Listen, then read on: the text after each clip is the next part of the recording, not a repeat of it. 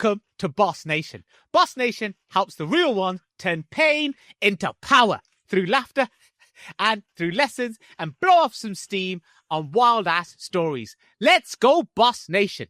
Today, we are going to blow off some steam on a wild-ass workplace story, on a messy office hookup that went wrong. Let's kick this podcast off. This is my co-host, who steadies the ship, the calm and the chaos, who always finds the best snacks, tried yoga once, quit after Downward Dog, the guy who keeps this crew grounded, my tag team partner, Manny Phoenix! How about that for an intro? That was a quality intro. Right, yes, Boss Nation. This man right here, our other co-host, big sports fan. Can't explain the offside rule, though. Don't ask him about that. Life of the party guaranteed wherever we go. Hashtag Rio.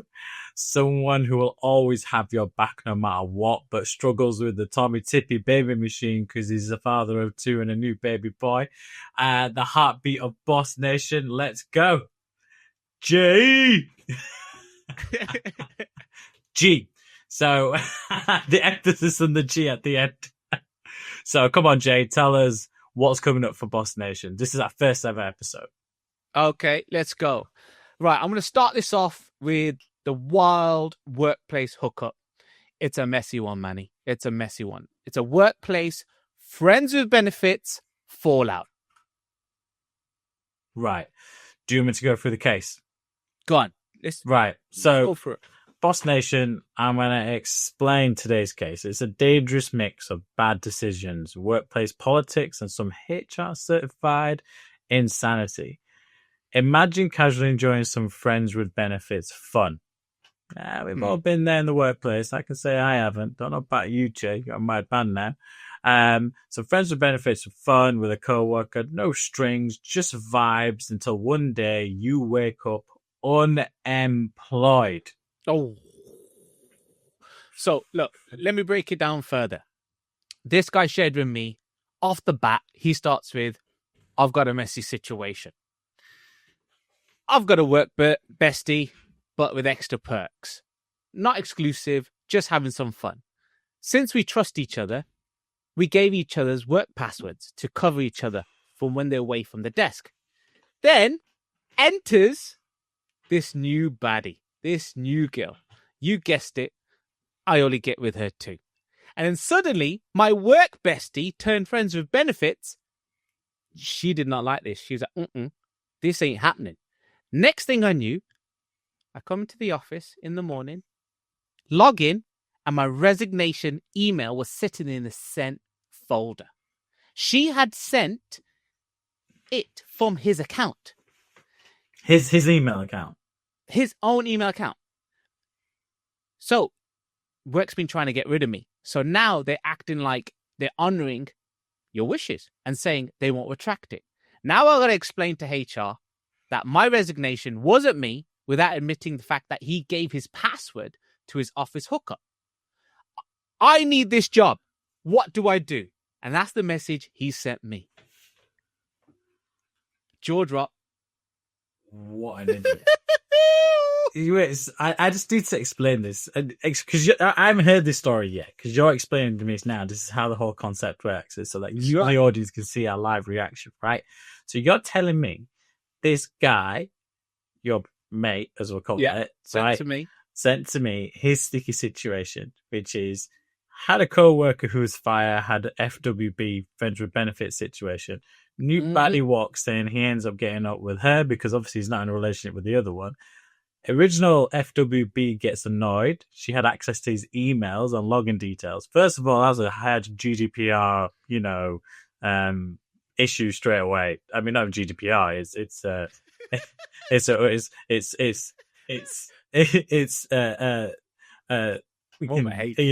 more than HR. It's security login GDPR to do with data. Yeah. Well, either way, yeah. You know what I mean? So they're using each other's logins and stuff, but she's gone into his laptop and as a revenge because she's clearly emotional about this and not seen it as a FWB.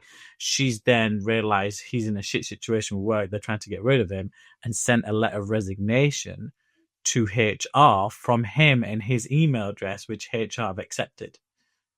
Ooh. She basically deleted him from. He deleted her for the new guy, and she deleted him from payroll. Basically, that's exactly what happened. Look, I just see a threesome situation here. A 3-option situation here. Sorry, it's not a threesome. Is that what you're saying? That the only way is to invite her in. So, what? Like, you got to stay silent. Yeah. Well, actually, forget that. You don't want to ever stay silent. So scrap that idea. Really, let's start with number 1, right? Gaslight HR move, right? So go full confidence and act like clearly it's a technical error. I get tech glitches all the time. We get spikes all the time. Go to HR and say, look, oh, well, yeah, I've been having some issues with my emails and on my account. Must have been some wild, weird glitch. Probably an IT mix-up. Keep a straight face. Act like HR. They're the crazy ones, right? Even for questioning it. If they can't prove it wasn't a system error, they have to reinstate you. Or, option number 2, spin it back. Go for the revenge. Go nuclear. Tell HR you was actually hacked by your jealous, unstable co-worker. Sell it. Get security involved. Say you feeling uncomfortable, deeply unsafe, deeply uncomfortable. Your colleague might have been out to sabotage your career over a personal dispute. Make her look like the office problem. Flip the script. Oh, mate, this is the first one is not going to work in my opinion. First one is not going to work. So, am I making a ruling on this one? You wanted my feedback because obviously my background for those watching first time is I run a couple of companies. You know, you tell me. CEO. So, final judgment. So I was thinking about it earlier, and it was almost like she's like, "Delete me, I'll delete your employment status."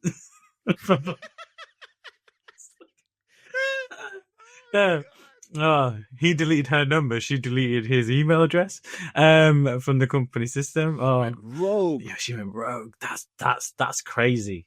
That's crazy though to do that. Right. This is why I always say don't defecate where you eat.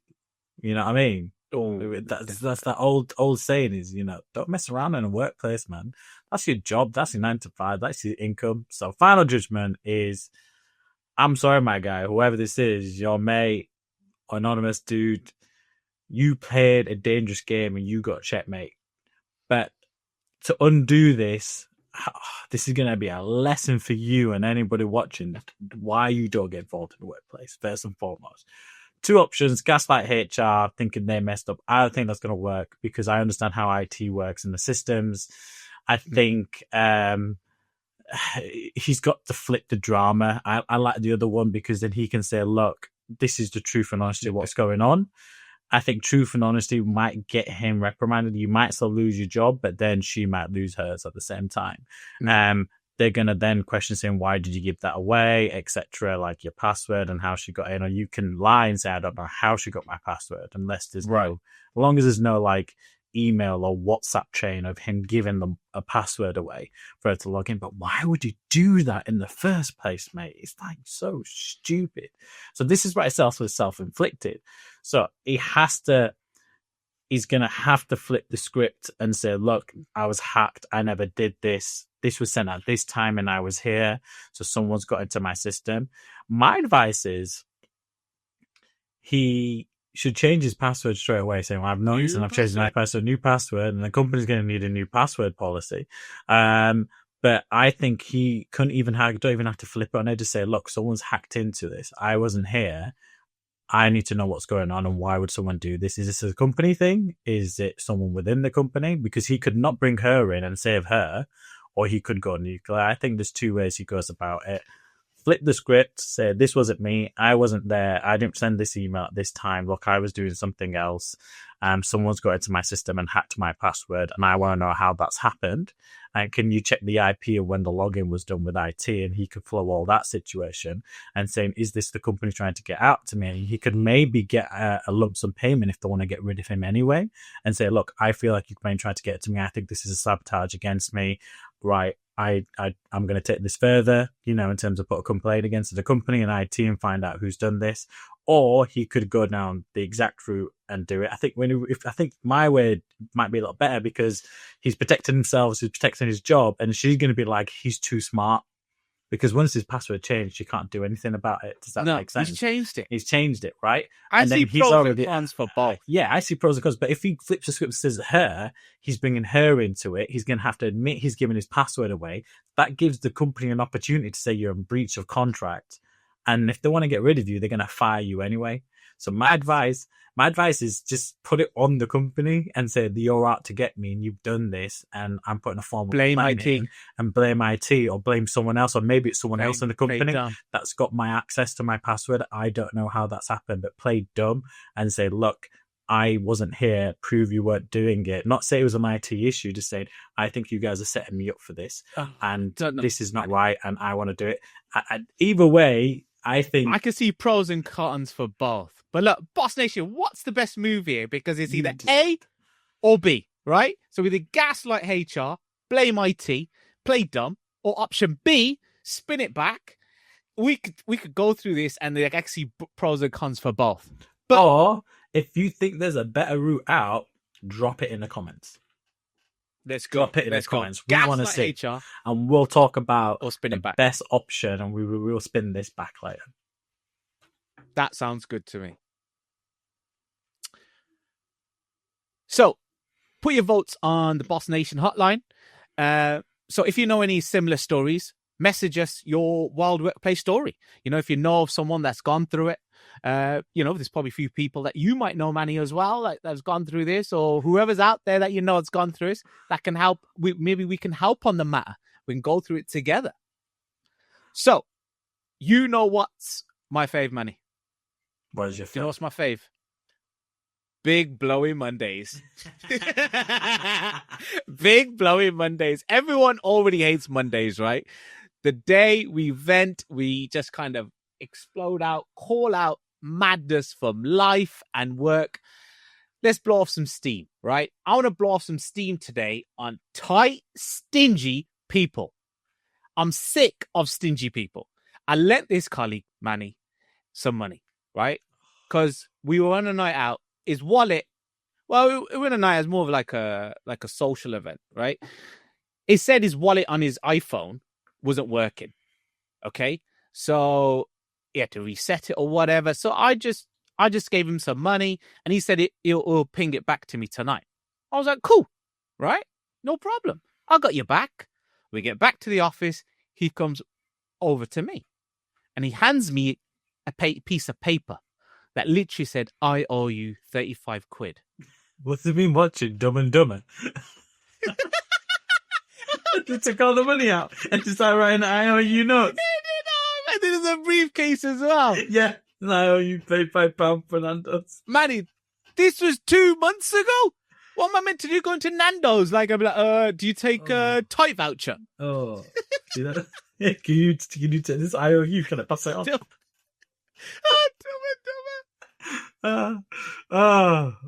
Honestly, I always say it's a lesson. I never lend money out to randoms.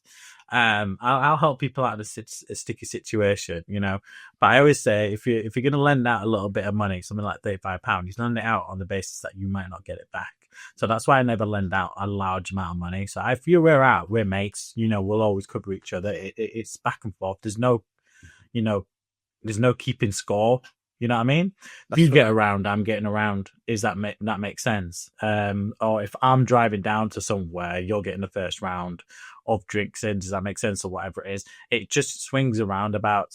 I just say my advice to you, brother, is you just got a £35 lesson of who not to spend money with, because he's going to avoid you in the workplace. He's never going to ask you for money again. I had something similar. I had at my mate's place where I had this fridge thief. He basically uses an open buffet. Go in, cheese Yeah. board. I like Yeah. some of that. Yeah. Proper fridge thief. During this, we'd have fridges at work, innit, when we were working at uni and stuff. Well, like eat all your food. Gone. What a gilly under. What the fuck's a gilly under? Onda. Yeah, like a wet egg. So do you know when you have a wet egg, right, and you put it on toast? Oh, and it has gilly, that soggy. gilly under. And you gotta put the A. You said the under, and I was like, what's an under? Like you British imperialist now talking But to you know what I mean? When you take out your toast, right, it's nice and hot, and then you put your wet egg on. No. So what I do, I get a plate. I'll get just a bit of kitchen roll. Put it on there. Put my egg on there. So then my toast doesn't get all soggy. Nah, he's a gilly under. Yeah. Not for me. Nah, Back at uni, we had something similar as well. Like we always had like fridge kind of take our food, thieves. Like there would be sandwich in there, gone. Yogurt in there, gone. Anything would put Say that work. You'd go in and you'd like your you'd milk. have some like Gone. I used to go like we used to have a local Sainsbury's. Sometimes you top up and get big bottles of like juice and stuff instead of you guys just buying bottles, and you just leave it in the fridge for the week, and you just generally just when you have your lunch instead of buying a drink or you bring your lunch in, you'd go to the fridge and you'd have some stuff and you leave it in there. That's all point of a work fridge. You go and leave some stuff there, bro. The juice would be gone in a day. Well, I did a mad one, right? So that guy at uni, he just kept like taking my food, he's dipping in. So he'd always take like a wrap or a sandwich. So once I made a wrap, but instead of putting mayo, right, I put toothpaste. Oh, Put toothpaste, right?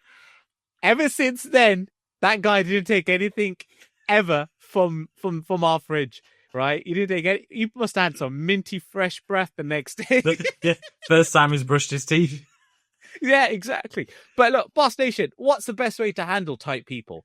Because there's times where there's you can ignore them, and there's times where it's just like you don't want to get you can ignore them, right? Yeah, depending on this. It depends. Yeah, it depends on how close you are. But tell us again in the comments, or stay your tight person, story in the comments. Tell us what's going on. Like, tell us your worst story where you led someone and how long they've gone without doing it. But if you lent a large amount of money to someone and they're not giving it back, that's on you. Yeah, but we want to know about that as well. It's like you gotta think about when you're lending money, like the contactless payments. You got to put a limit on how much you're allowed to use on contactless in terms of one-time transaction. I don't mind lending someone 10, 20 quid here and it not coming back, at the end of the day. But I don't do that often. Does that make sense? Yeah. So you gotta be smart when you're handling tight people. Yeah, exactly. But tell us anyway, what type people be like. Yeah. So, right. Yeah, start the sentence. I was going to say, start the sentence in the comments as tight bosses be like, and then finish that line off for us. And we'll read out the best ones. Guess what time is, Manny? Let's play Tell me. Fuck, Marry, Kill. My favorite game. Boss top 3. Okay? So here's how it works. Fuck means fun. Fun for now, but not forever. Okay? Marry, reliable, essential. You can't live without it. Kill, gotta go. Overrated. So this week is gonna be on chocolate. Go, Manny. Fuck, marry, kill. All right, I'll fuck with fruit and nut. Yeah, when you can get plain Cadbury's chocolate, but the fruit and nut one, it's nice, man. It's like something inside the chocolate that you can buy. But like I said, it's fun for a bit, but not forever. You know what I mean? Marry, it's your standard, plain white chocolate. Yeah. Well, I can't live White without. chocolate? I can't live without white chocolate. I love white chocolate. You know what I mean? Is that what you want to marry? Yeah, White chocolate? yeah. Okay. Like, yeah. We like and then, white buttons. and I'll kill caramel. No, Because no. No, you gotta listen to me. Like, it gets sticky in your teeth, and it's like Caramels. I don't think caramel belongs in a chocolate. Like, I don't mind, when you get like a Galaxy caramel in a Malteser, box, celebration box, and you have one occasionally, but to eat like, Cadbury's caramel, or to have like caramel. Whoa, let me start. You saying no caramel? No caramel. No. This is where this too sticky. You just That's like my first you choice. like to have a sticky mouth, innit? Caramel chocolate. Oh, I love that smoothness. What's your Anyway, top three? I'm going to say marry caramel. I think that's me. I'm going to say I fuck with. Do you know what? I tried Kit Kat bubblegum from Japan. That's right. I'll fuck with that. That was different. It was like a different Tokyo edition. Was it drifting in your mouth and everything? Kill. I gotta kill the plane, you know? Because Oh no! all about You can't kill a plain chocolate. That's No. just stupid, man. Plain Plain chocolate is is- like that's my Mario, man. no, not for me. Nah. Let's do it on a office-based temperature wars, right? So the next one is about temperature edition. All right. So I'm gonna give you the lineup, and out these you're gonna give the fuck, marry, kill. First one in the office, human furnace. Okay, so they always turn it up to 28 degrees. Second one, AC addict, always wearing shorts while it's shivering. The third is the person that has a snuggie blanket, keeps their legs warm. They got it round their toes. Next, the fan psycho, the personal kind of desk fan on hurricane mode. And the thermostat hogger, the one who guards the dial like his crown jewels. So these individuals, for instance, are in your office. Who would you fuck, marry, kill? Oof, that's a tough one, man, because I've been in a workplace a lot, as you know. For me, I'll fuck with the fan psycho. A little bit of chaos didn't hurt anyone on a desktop because, like, if you've got different desks, it's like, it's on them. You know what I mean? It's not disturbing anyone else. Maybe a bit of the noise, but I don't care about that. I think you're gonna blow off some steam anyway, right? Yeah, you gotta blow off some steam. Yeah, you gotta blow off some steam. So if you got your own, like, even at my desk right now, at my office, I got one of those plug-in USB but more silencer little mini desk fans that goes to me. Yeah, so I'll fuck with that. I don't mind with that. That's good for me. I'll marry the snuggie blanket straight away because that is just like proper Yorkshire loyalty, comfort. Probably why I get a comfort stroke. over fashion. It's probably why I get a heat stroke in February. And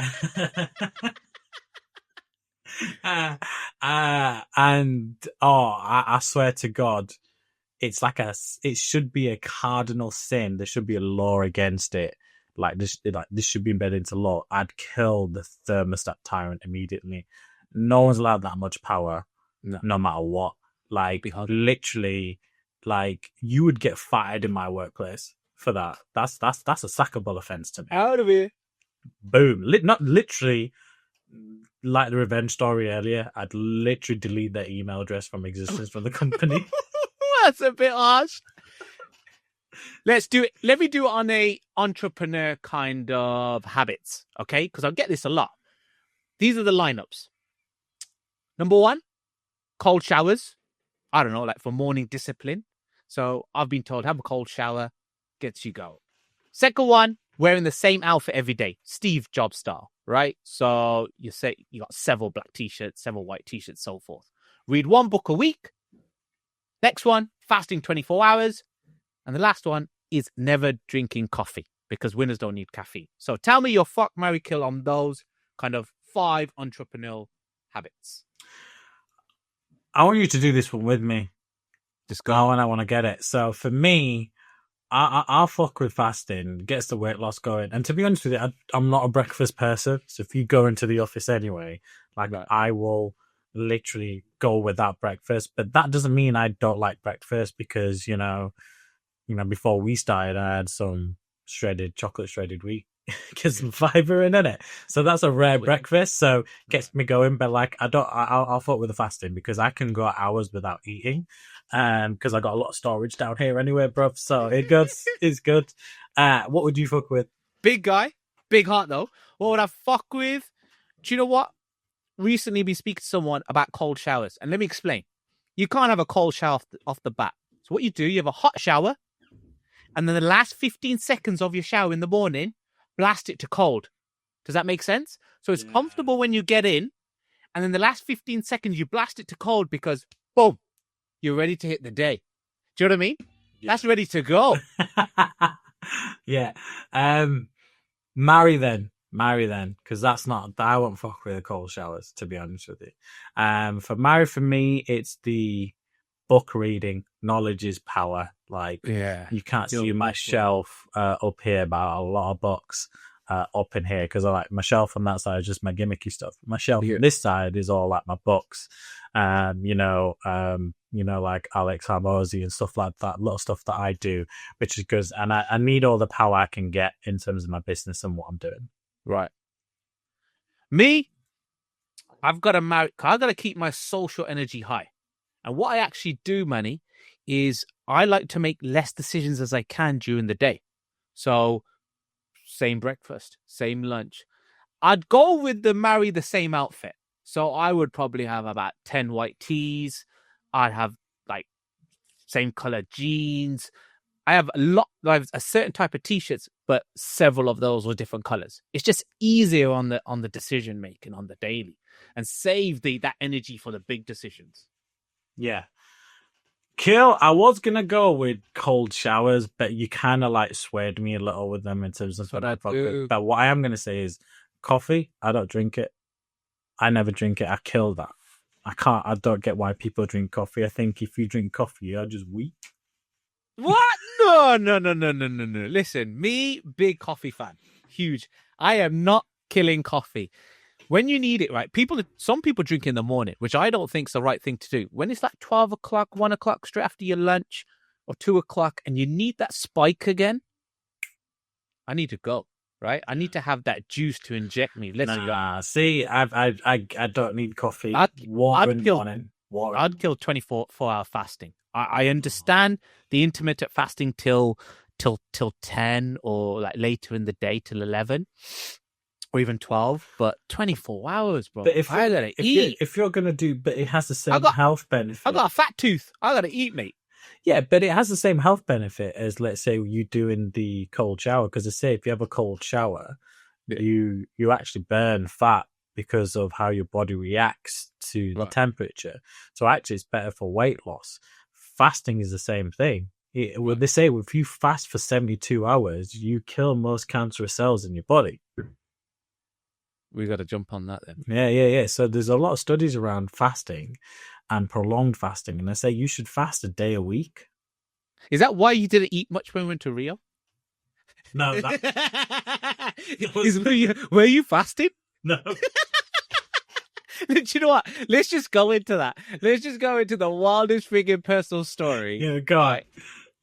So look, let me start off the bat, right? Let me say it off from the start. Let me paint the scene. So we are on a flight to South America, right? Middle of nowhere. Manny is chatting to this lovely Spanish girl sat next to me. So just so you know, because Jit and our other mate Harpo, they booked tickets. I booked mine a bit later. When we checked in, I was in a row in the middle in front of a 3, and they were 2 behind me. So we were close. We were just a row apart. That's right. So he's talking to this senorita. She was fire, right? He was in deep convo. He was casually just talking to her back and forth as well. You know, you were getting us involved. Yeah. And then we were going back and forth. Manny, do you want some M&Ms? And you know how it is. Manny, do you want some orange juice? Whatever. Jay, how's it going? Okay, anyway, so you were talking to a deep convo. And then she drops this shocker, right? Chatting her up. Talking back and forth. She was fine. You was. But then she dropped this shocker because you were talking back and forth. She was telling us what she was doing, where she was going. And she goes, last year, she was explaining what she was doing on her travels and she said, last year I got hit by a cow and broke 3 ribs and ended up in A&E. It's like before anyone could register what she said, right? I pretty much yell out, whoa, you got cowabungered? A cow hit her, broke 3 ribs. Mate, that's a cowabungered if I've ever heard it. The whole plane was laughing. Poor girl. Even I was laughing. I felt bad. I was like, oh, shit. Oh, Because you was on a vibe. He was like, do you know what? Let me Yeah. smooth her. And as soon as I dropped that, I'm like, Saturday Mills burst out laughing. Even the woman to the right was laughing, and a few people around were laughing, like because you just. but she had no idea. She didn't know what it meant. No. So she had no idea that it was from Teenage Mutant Ninja Turtles. And then you then were trying to explain to her because you were trying to be the gentleman. Yeah, I was like, well, so what? It's Teenage Mutant Ninja Turtles. I was like, and she was like, what turtles? Yeah, and then in your broken Spanish, you was just trying to explain to her what it was. But bruv, like I nearly passed out. Like that was Cowabunga Airlines from now on. That we went. Yeah. But that was quite funny in the lead up to getting on that flight. Because how do you get? we did something that you're not allowed to do in Heathrow Airport, which is open up. You were celebrating and you opened up a bottle of bubbly. So It's all quiet. Forget the flight mid Pacific. It was all quiet in this restaurant, and we were ordering breakfast, and all of a sudden, big pop sound that the element is, and I'm looking right, and there's Jit open up in his bottle of thinking because it's celebrating, right? And walked around the whole. You walked around the Security come whole. over like the cow. Move Yeah, out like the a way. move out of the way. It's like I see no, and then we were like, that's fine. We won't drink because you're not allowed to partly open the bag, are you? Or open up the bottle. No. That It's bottle, a quiet area. that Ain't bottle quiet anymore. That bottle got left in Heathrow Airport. It never actually made the flight or the journey. It got left in the waiting area. That was so you were already on a level before we got on the flight, which was hilarious. That we were ready. We were ready for it. That was definitely Cowabunga Airlines. That's what we're gonna name it from now on. Anyway, time for what the fuck of the week. Yeah? Yeah. What the fuck of the week? This is what I experienced this week. So, colleague of mine said we're gonna go out. We're gonna go to get some food. Let's get an Indian. I was like, okay, let's go. And he's like, you need to try a sagaloo. I was like, what's is that like vindaloo? Is it like vindaloo super spicy? I have never heard of sagaloo. Never in my life. We get to the restaurant. He starts ordering. I ordered my dish. It came over. His sagaloo was sag and aloo. Sagaloo? Oh! I thought there's going to be a few people watching this like, what the hell is he on about? Like, if you go to any Indian restaurant, like, you can get sag, which is spinach, or like a potato dish, which is like aloo.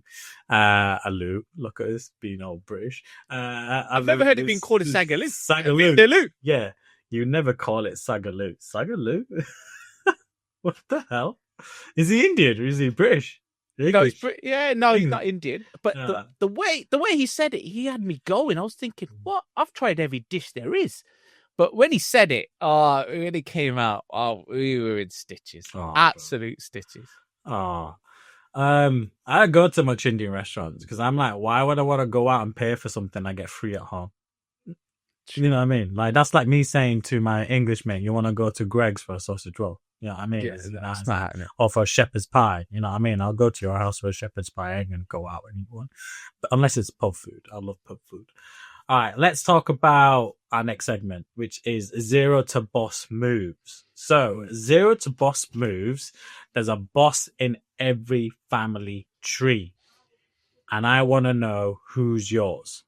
And this is so before the boss moves, there was a boss sacrifice. Sometimes it's not a happy history, sometimes it's a good story, and not one that they've liked to talk about. So, Jay, I call Jay, tell me your zero to boss. Well, when we say zero to boss, we talk about someone who's changed the bloodline, right? Like a main, what I call it is like Turok Makto. You call it an avatar. That's right. The Turok Makto. You ready for because as you know, Manny, I did many, many, many years in corporate world. Yeah. Right. And in that corporate world, I met some inspirational, great characters. And I heard about their story, their history. I knew about everything that they were getting involved in, how they were growing. And for me, just for motivation, I used to write their story down. It used to give me a bit of humbleness, a bit of that humble pie. Sometimes you go out, you have a bit of a blast, but you need that humbleness. Like, not how we got here, but we're standing on so many shoulders right now. So this week's unsung hero, I remember this guy shared this story with me. So this boss, he came to England in 1961. He didn't come here with business plans. He came here with borrowed shoes, planned to build. A man arrived cold, alone, hungry from Asia into an even cold city, London. No suitcase, just stitched clothes and empty tiffin box. No money and a debt to a loan shark so deep he didn't even tell his own mother, just a promise that it's going to work. He didn't speak any English, but he knew how to say, yes, I can work. Shared a bedroom with 5 other guys, shared shirts, shared shoes, shared silence, shared dreams, did double shifts at steel factories by day, mopping floors by night. His hands were blistered, but he just kept going.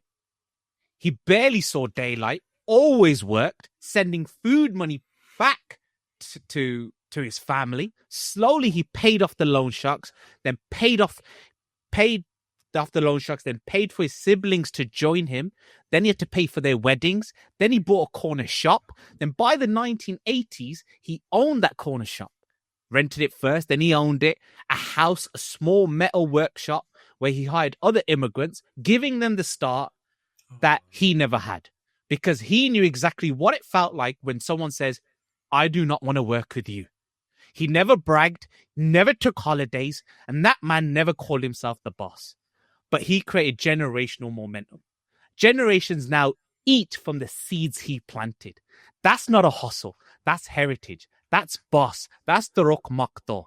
Boss Nation, who's your boss? Who's your Turok Makto in your bloodline?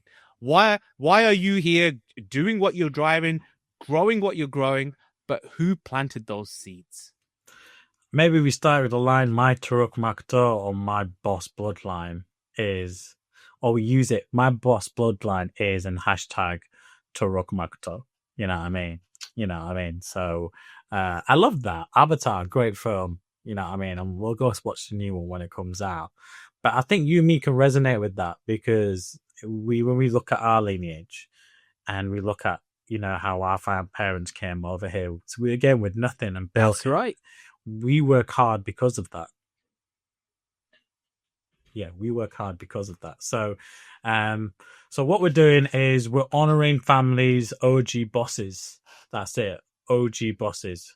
Basically, what we mean by that is who survived impossible odds, built something from nothing, made the ultimate sacrifices that still pay off to today.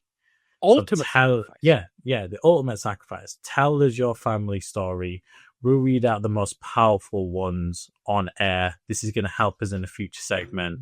But now let's continue that energy of zero to boss. So basically how an OnlyFans became $1 billion empire. So, you know what OnlyFans is? OF?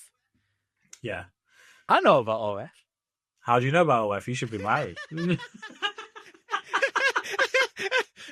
Okay. Yeah, moving on. Next episode. So the OF business model was originally quite genius, right? Because it was a way for, celebs, and more like I'd say your C class, D class, B class celebs to get in more connection with the fans to generate more revenue, those people that weren't A-listers, basically. It was a way for like artists to connect with their fans more, to create a community instead of having to create a community on Facebook. So people would subscribe and it would be like, so like if you were, let's say, a small music band that maybe had, 100,000 followers on social media, you could create an OnlyFans page where you could create custom content for people that followed your channel or YouTube if you were a content creator, that kind of thing. That was the whole idea behind OnlyFans until obviously what it made. So once fans subscribe, they stay. So you get the FOMO, so the fear of missing out if you're a big fan of someone in terms of that market area. So fans pay to stay loyal, but they get exclusive content for that, so nothing misses out. You can pivot and expansion. And that pivot and expansion is where it took a dark turn. but OnlyFans didn't do anything about that. Does that make sense? And that pivot and expansion became adult content.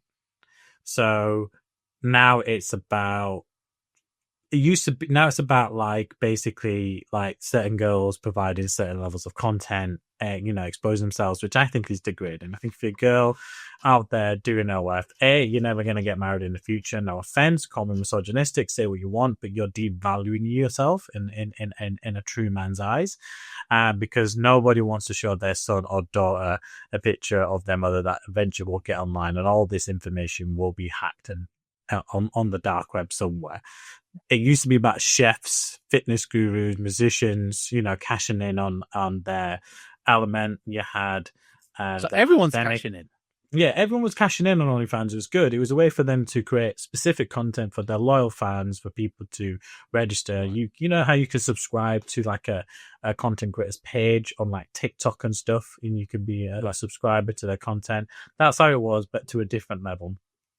Pandemic boom happens and numbers shot by 75% in 2020 because it became the only place to connect with your artists that you followed, whether they were chefs or like fitness gurus. It's the only way to connect with them.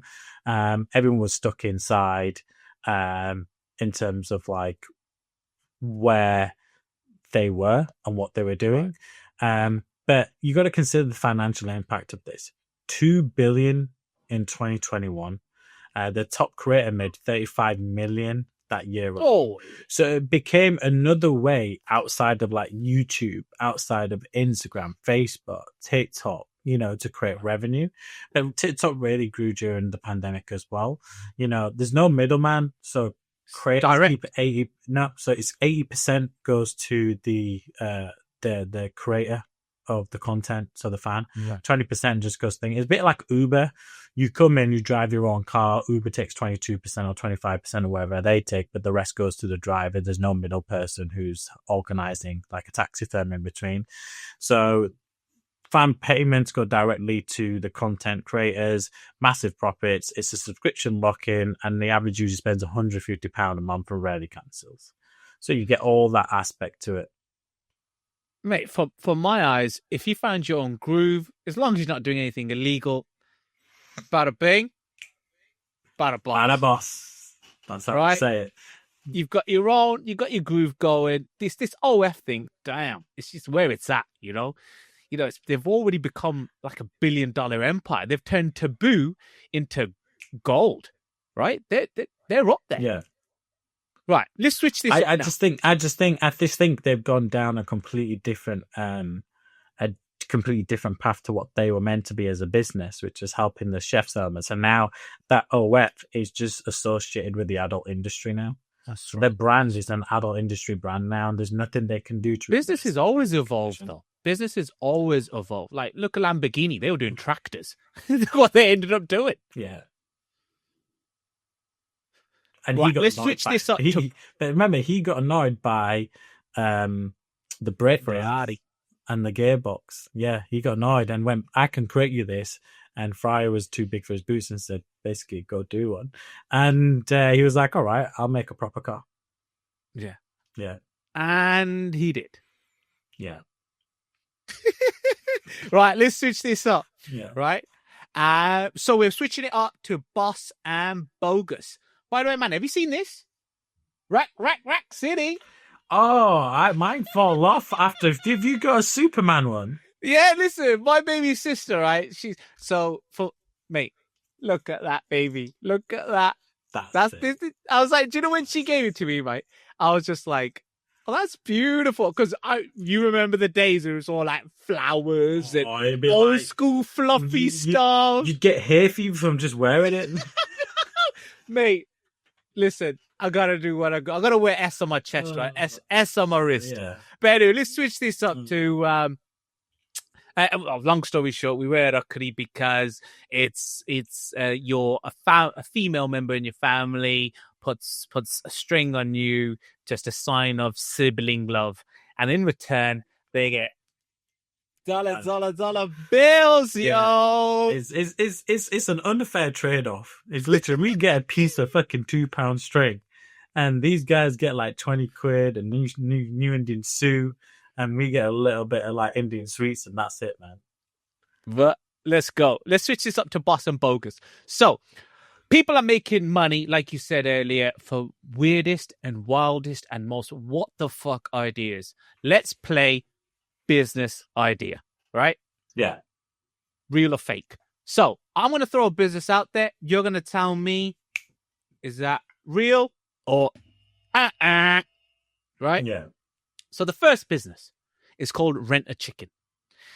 A company, rent a chicken, right?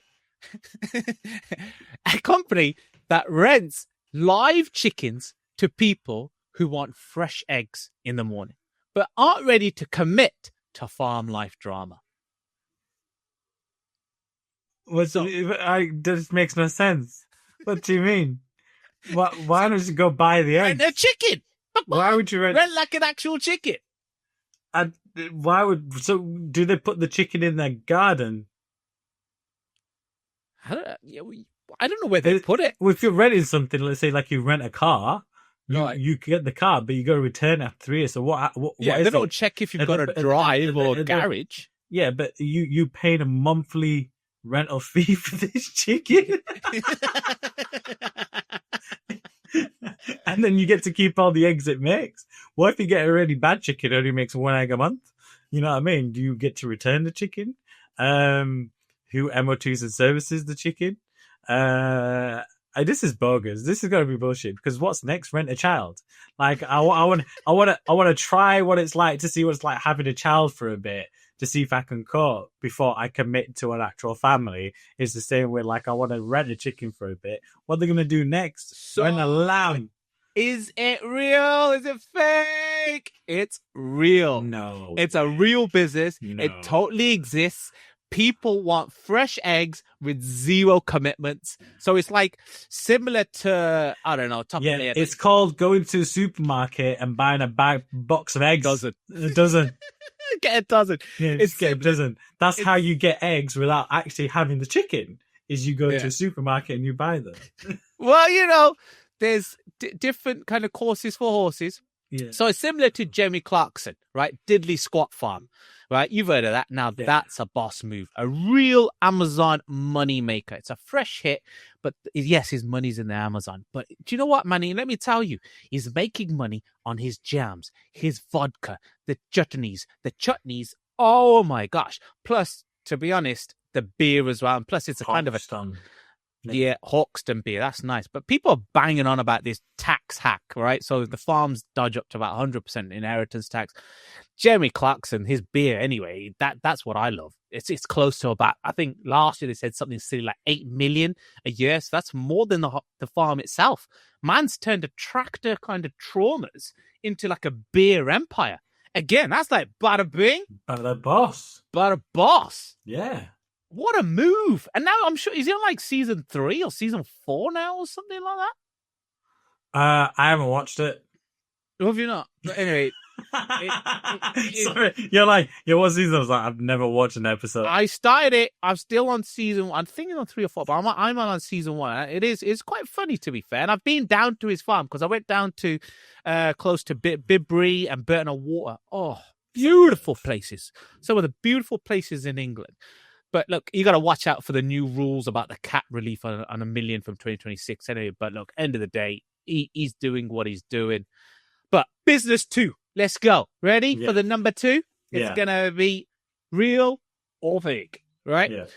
Business 2 is called Sniff a Tree. Sniff a Tree. No, a subscription box. No. A subscription box that sends you fresh tree bark. I'm telling you that now. Smile at home and stay grounded with nature. You are saying you can go outside and walk outside your house, go up to a tree, and if you're really perverted, just go sniff it. Like if you really want some nature. You know what I mean? So what are you saying? It's bogus. There's no way that is a legitimate company. It is bogus. Oh, thank God for that, because I swear to God, if that was a thing, I'd literally go to the local forest, started cutting down some small trees and post Cut them my out grass, on Amazon. boxing. Yeah, it's like boxing everything, and just letting people buy it on stupid, and I set up an OnlyFans account for it. Right, so let's finish up on rock, paper, scissors, right? But it's on Boss Tank, okay? So Boss Nation Tank edition. The loser dives straight into a Boss Nation kind of message, Boss Tank message, so Graph Tank message. The loser has to mock it or rock it, okay? Yeah. But just before we do that, because we're close to the end, my daughter Aria wanted to be heavily involved in this. She super wanted to be heavily. She did, yeah. And she said, "What could I do to help?" And I said, "She can't get involved in some of this, but there is one thing that I need. You know, it's our first episode, Manny, and I need like a little celebration." So she's made a little. That's She's awesome. put a handprint on there. She loves Paddington, by the way. Paddington in Peru. Mate, literally, if you want to watch Paddington 1, 2, and 3, it's on repeat in my house. Literally. Yeah. Since you back to back. Yeah. She's made like a little $sign, Boss Nation. $sign.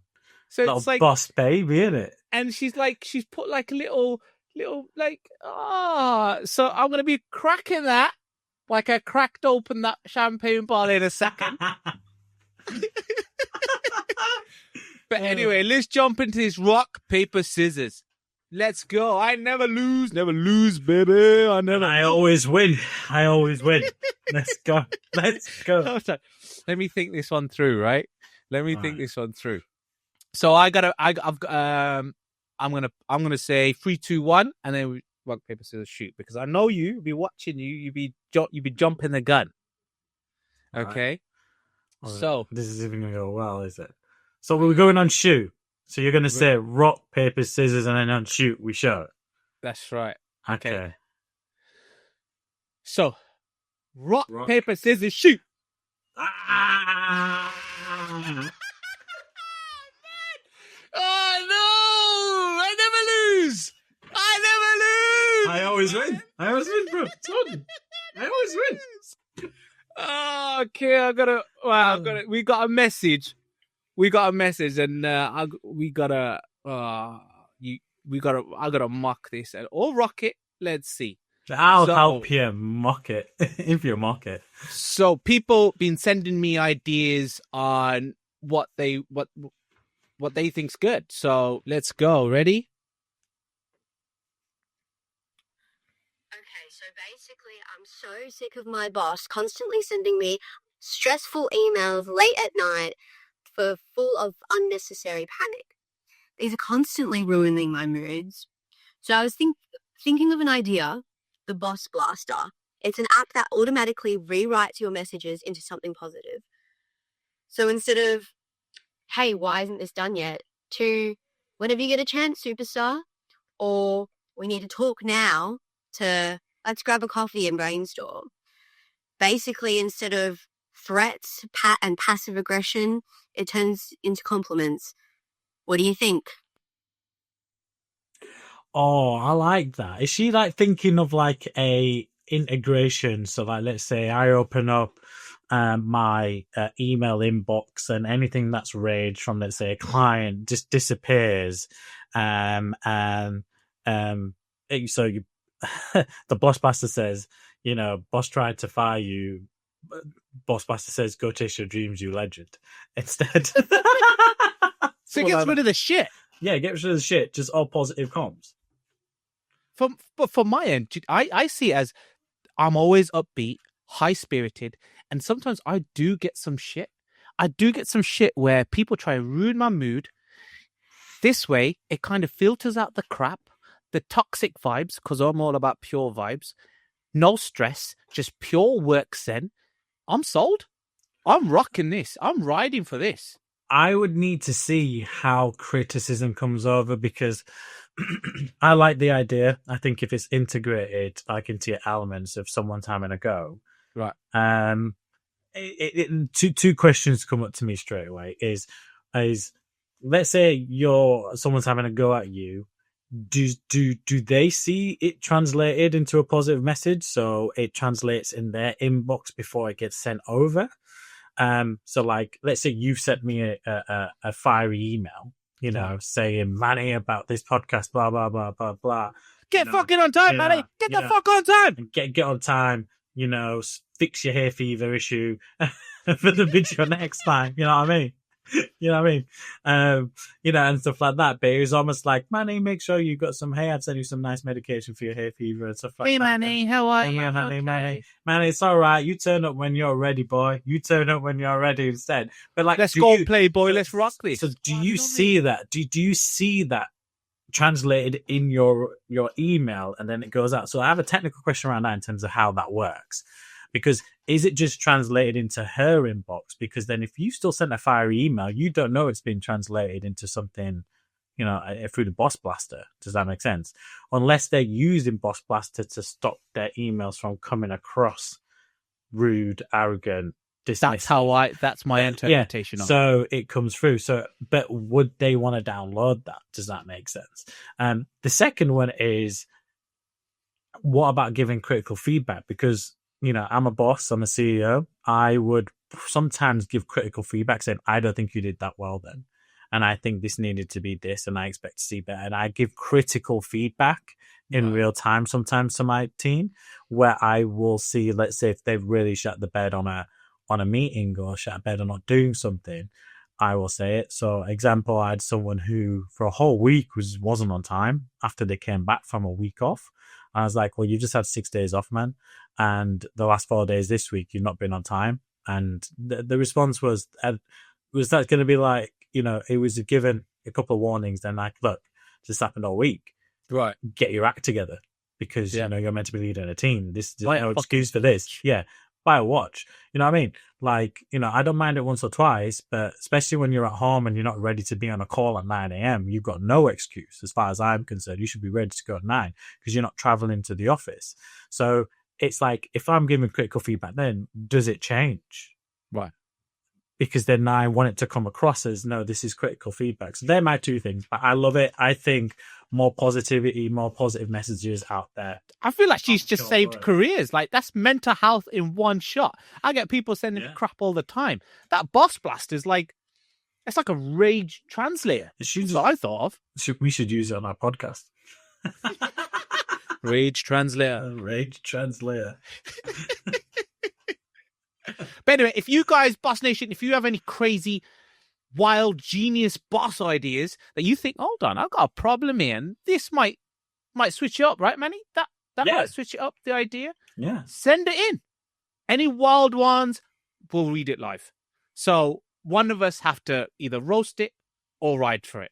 Today, I think I'm going to ride this one, Manny. Yeah, I'm riding this one with you. So send us a message. Together, bro. Send us a message on, the number's 077 577 3870, or you could just send us a voicemail or a message, or we'll ping us an email, whichever.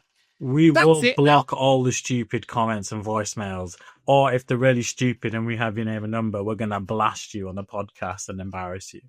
But that's it. Oh, we've got a Boss Blaster now. Yeah, we've got a Boss Blaster now, so we'll turn the comments into something positive. Well, that's it now for episode 1, Manny. What's your thoughts on the end? Good. We've got so many more episodes coming. We're doing 6, aren't we? As part of this series, we want you guys to engage with it. We want you guys to tell us what you think. We want this to be something that you listen into and tune into, like something that you'd watch on Netflix, a series, like listen into whilst you're driving in the car, and just have some fun on a Monday morning or on a Monday afternoon. Blow off some steam. Yeah, blow off some steam. That's the whole point. Boss Nation is for anyone, regardless of who you are, where you are, to blow off some steam and have some fun. Pure vibes, zero filters. Literally, let's smile, let's change the world, and have a bit more fun. That's right. This is Boss Nation, and always remember, don't let the world change your smile. Yeah. Let your smile change the world. Let's go. That was really good. That was so good.